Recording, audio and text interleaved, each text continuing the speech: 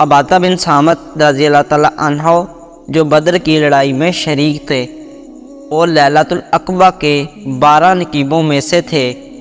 فرماتے ہیں کہ رسول اللہ صلی اللہ علیہ وآلہ وسلم نے اس وقت جب آپ کے گرد صحابہ کی ایک جماعت بیٹھی ہوئی تھی فرمایا کہ مجھ سے بیعت کرو اس بات پر کہ اللہ کے ساتھ کسی کو شریک نہ کرو گے، چوری نہ کرو گے، زنا نہ کرو گے، اپنی اولاد کو قتل نہ کرو گے اور نہ عمدن کسی پر کوئی ناحق بہتان باندھو گے اور کسی بھی اچھی بات میں خدا کی نافرمانی نہ کرو گے۔ جو کوئی تم میں سے اس عہد کو پورا کرے گا تو اس کا ثواب اللہ کے ذمہ ہے، اور جو کوئی ان بری باتوں میں سے کسی کا ارتکاب کرے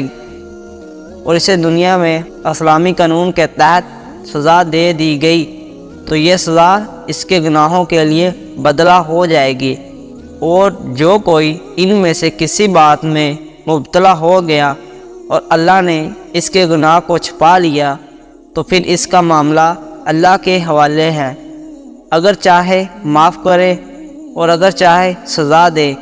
عبادہ کہتے ہیں کہ پھر ہم سب نے ان سب باتوں پر آپ صلی اللہ علیہ وآلہ وسلم سے بیعت کر لی۔ صحیح بخاری حدیث نمبر 18۔ رسول اللہ صلی اللہ علیہ وآلہ وسلم نے فرمایا وہ وقت قریب ہے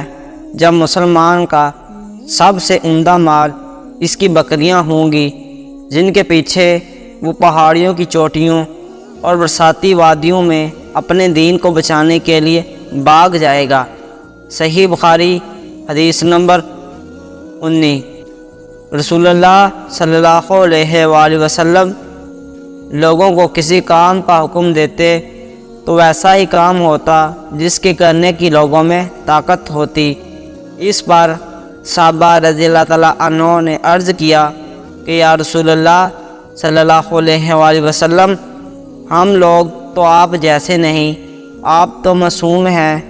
اور آپ کی اللہ پاک نے اگلی پچھلی سب لغزشیں معاف فرما دی ہیں، اس لیے ہمیں اپنے سے کچھ زیادہ آباد کرنے کا حکم فرمائیں۔ یہ سن کر آپ ناراض ہوئے، حتیٰ کہ خفگی آپ کے چہرے مبارک سے ظاہر ہونے لگی۔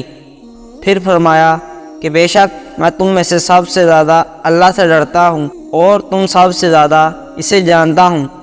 بس تم مجھ سے بڑھ کر عبادت نہیں کر سکتے۔ صحیح بخاری حدیث نمبر 20۔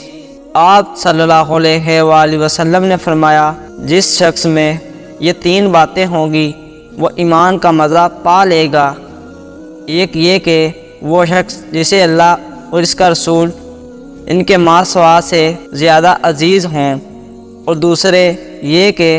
جو کسی بندے سے محض اللہ ہی کے لیے محبت کرے، اور تیسری بات یہ کہ جسے اللہ نے کفر سے نجات دی ہو پھر دوبارہ کفر اختیار کرنے کو وہ ایسا برا سمجھے جیسا کہ آگ میں گر جانے کو برا جانتا ہے۔ صحیح بخاری حدیث نمبر 21۔ آپ صلی اللہ علیہ وآلہ وسلم نے فرمایا جب جنتی جنت میں اور دوزخی دوزخ میں داخل ہو جائیں گے، اللہ پاک فرمائے گا جس کے دل میں رائی کے دانے کے برابر بھی ایمان ہو اس کو بھی